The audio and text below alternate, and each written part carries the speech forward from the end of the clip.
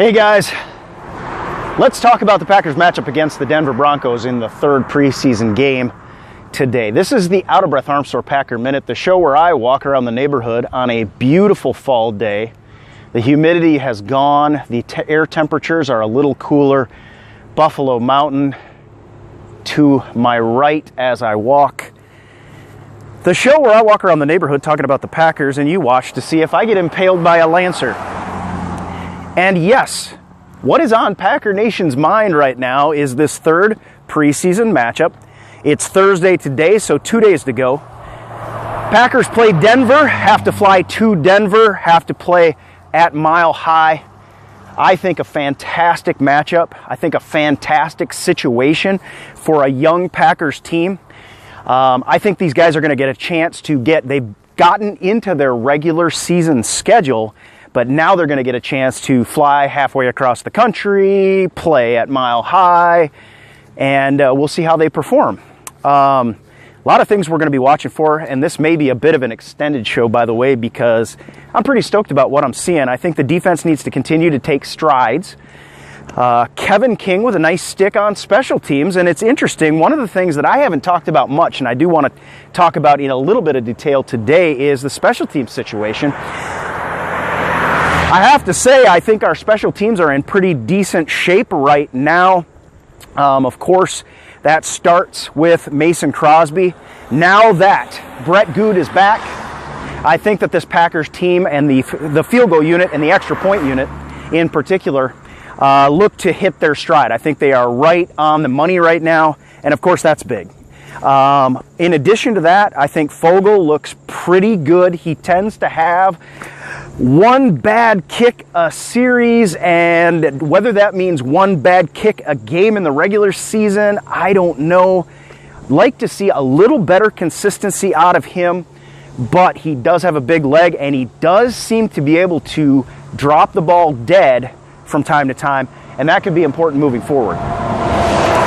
There are numerous players that are going to try to make their way by being special teams performers. Probably at the top of that list is Jeff Janis, but a close second perhaps right now is Trevor Davis, who had a punt return for a touchdown, 68 yards against the Eagles, and then turned around and had a muff in the Washington game that Packer Nation was fairly distraught to see. We were hoping he would continue to grow in that aspect, but I want to add to that the fact that Kevin King had a nice stick on special teams in the game against Washington. Guys that we're not going to see, guys like Vince Beagle, who's not going to be available this week. News is that he perhaps might make it to the field in week 4, but that again is the week in which you're really not going to get quite as much true live action against perhaps number 1s or 2s probably for him that they could get him in against if they wanted to test him in that regard. But Beagle is one of the guys that I think we are going to have to expect to be a special team stud. I mean, this guy's going to have to go out and make a few sticks. That's where he's going to make his way in the NFL. And then, of course, get on the field as a linebacker. And one of the things about Vince Beagle, if he cannot make it in week 3, perhaps he makes it in week 4. But truly, how much information is this team and the coaching staff going to have about Vince Beagle if he only makes it to week 4? So my anticipation is that I'm not sure that it is going to be worth having Beagle active right off the bat. I think they may put him on the physically unable to perform list and go ahead and let him develop, let him practice, see what they've truly got. But eventually we're going to need Vince Beagle to be a special teams performer and hopefully, obviously, a guy who can rush the quarterback as well. We certainly need that. With Clay Matthews, Nick Perry, who have looked, active. Matthews, of course, missing the easy sack in the first preseason game against the Eagles. That was a little bit tough to see. I'm sure he'll get that fixed, though. So special teams are going to be incredibly important. Mike McCarthy talked about that in his press conference earlier today, and how sort of the integrity and the flow of a team that can field its best starters on offense and defense, but also within that group of best starters that they are able to seamlessly transition into a special teams unit that can take a step forward from being near the bottom of the league last year in certain aspects. And we certainly, as a Packer Nation, know that we've got to find a punt returner, and that's why we're hoping Trevor Davis has a good game against Denver up at Mile High. So the special teams will be incredibly important. Of course, we got to talk about the offense. We're looking for Aaron Rodgers to build off. I mean, what we saw against Washington was basically the prototypical Packers offense, and that's what we were looking for. I got somebody ready to run me down. He's wondering what I'm up to. The prototypical Packers offense. We saw a 15-play drive. We saw a 12-man on the field. We saw Aaron Rodgers scramble for a first down when nobody was open, and we saw a Martellus Bennett touchdown. It would be hard to imagine much better of an offensive showing than the Packers had against Washington. So we're looking for more of the same, and by more of the same, that means we're expecting Aaron Rodgers to be on the field for more series. Now, and that's a big question, something probably worth talking about. You know, how much is Aaron Rodgers going to see the field? And one of the big factors, I think, in this right now is the fact that Brian Bulaga is not going to see the field. So to me, in terms of injury, what we've seen in the past, I've become very conservative in what I'd like to see of this offense in particular, Aaron Rodgers out on the field. And with Brian Bulaga out, we're going to see a lot of Jason Spriggs. We're going to see a lot. In fact, I wouldn't be surprised if they don't start Jason Spriggs on the right. Even though Kyle Murphy has been the backup on the right side during practices. But I know we're going to see a lot of Jason Spriggs. We're going to see a lot of Kyle Murphy as well. However they order that. But the risk factor for Aaron Rodgers, guys, I think it's taken a bit of an uptick for this Denver game. And I know Aaron Rodgers, last time we went out to Denver, had a bad showing. I'd like to see him have a great showing. But honestly, and you can comment in the comments below what you think, I would be happy if Aaron Rodgers went out and had one offensive series where he slung the ball quite a bit, mixed it up, maybe a little bit like the one against Washington last week, and then one offensive series in which we saw the running game and got a chance to see how these young running backs are going to interact with our starting offensive line, and then get him off the field, I would be okay. Now again, I'm going to say I'm excited every time Aaron Rodgers gets on the field. But this is the preseason. I know it's an important game of the preseason, but this is the preseason nonetheless, and Aaron Rodgers is the franchise. So that's kind of my thinking on that. But the offense, I think we're looking for good things. You know, getting Ty Montgomery back. Mike McCarthy said he is expected to play regardless of the sickle cell trait and the altitude. He's been there before and done that. So we'll see Ty Montgomery. We'll see more of Jamal Williams. I think Devontae Mays. I think Aaron Jones. And frankly, this guy's really loud. Bud Light truck. And frankly, Khalif Phillips has shown me something, and I think he has bought himself some reps. I'm not sure whether he'll get out with the ones, but I do know that Coach McCarthy is looking at combinations right now. And you want players, and this is kind of the interesting thing. That's why I started the show talking about special teams, is because Coach McCarthy said, you know, earlier in the season when talking about the running backs, Coach McCarthy said, hey, we're looking for 3 down backs, guys. Now, as of today, Coach McCarthy kind of gave us a little insight into his thinking by saying we are looking for 4 down players. And you know that means I'm not just out there playing cornerback. I'm out there on special teams. I'm not just out there playing running back. I'm out there on special teams as well. And so that will be something I'll have my eye on in this game. Players to watch. I got to be honest, I'm hoping Josh Jones is okay and can get out on the field in this game. I'd like to see more of him, but I'm not sure about that. But Kevin King, I want to see him manned up. We had this comment on Good Packer Nation Morning this morning, wanting to see Kevin King. Get him out there, put him on an island, and let's see if he can perform. I think this is a chance for Packer Nation to see if the Green Bay Packers defensive backfield may have the potential to be somewhat the type of defensive backfield that the Denver Broncos had. I think Aaron Rodgers had like 70 yards passing last time we went to Mile High. They have the no-fly zone. I do think, even though they're a little bit banged up, Denver's a little bit banged up, but I do think that their defensive backfield is relatively healthy. I expect to see them out there for extended time. They're going to covet reps against a quarterback like Aaron Rodgers. So I expect that they're going to go out there for some extended time, probably mirroring the number of reps that Aaron Rodgers is on the field, maybe some Brett Hundley reps too.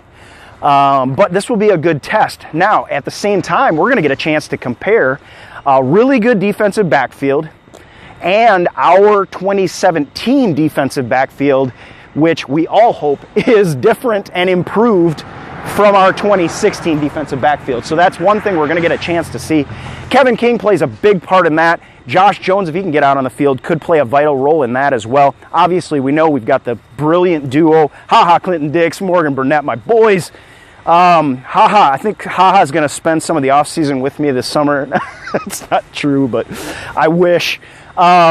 Just a cool dude. Morgan Burnett has become a great leader.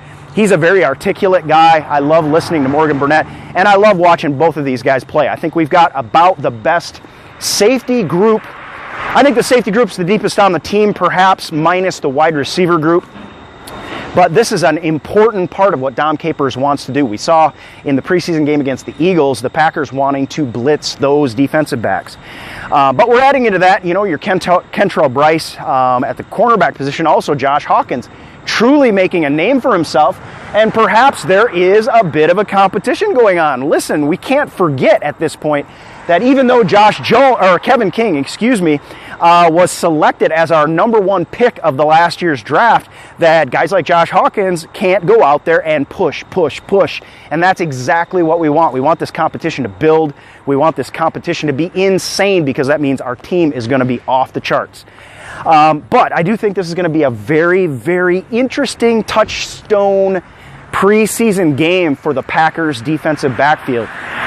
What I am concerned about, to be honest, is after the game against Washington, I'm not sure what kind of position and what kind of philosophy Dom Capers is going to show. Is he going to show the philosophy of the game against the Eagles, where they were going to bring pressure from the defensive backfield on a regular basis, or are they going to turn around and act more like they did against Washington and play a little more cover, play a little more two-shell, play a little less aggressive?